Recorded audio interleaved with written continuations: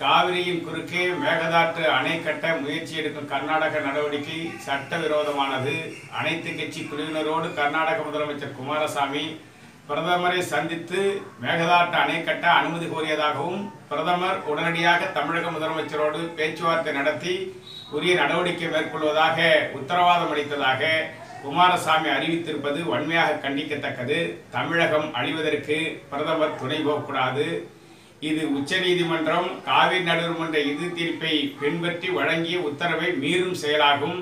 தமிழகத்தின் அனுமதி இல்லாமல் அணை கட்ட முடியாது என்பதை தெளிவுபடுத்திய பிறகும் தமிழ்நாட்டிற்கு வரும் உபரி நீரை தடுப்பதற்கு கர்நாடகாவிற்கு அனுமதி இல்லை என்று சட்ட ரீதியாக உணர்ந்த பிறகும் தமிழகத்தை அழிப்பதற்காக கர்நாடகம் அரசியல் லாபத்தோடு மேற்கொள்ளும் நடவடிக்கைக்கு அரசியல் உள்நோக்கத்தோடு பிரதமர் மோடி துணை போவது ஏற்க இயலாது. இது வன்மையாக கண்டிக்கத்தக்கது.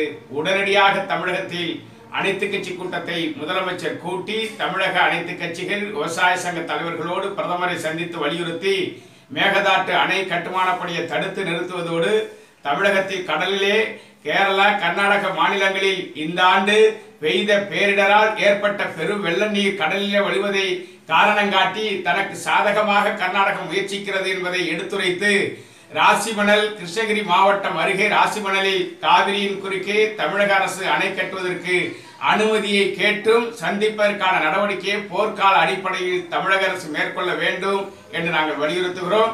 இது உடனடியாக மேற்கொள்ள வேண்டும். இல்லையேல் தமிழகத்தை அழிப்பதற்கு கர்நாடகம் துணிவதற்கு பிரதமர் மோடி துணை போவதன் மூலமாக அணை கட்டுவதற்கு கர்நாடகம் முயற்சிக்குமேயானால் தமிழகம் முற்றிலும் அழிந்து போகும் என்பதை உணர்ந்து தமிழக முதலமைச்சர் நடவடிக்கை எடுக்க வேண்டும் என்று வலியுறுத்துகிறேன்.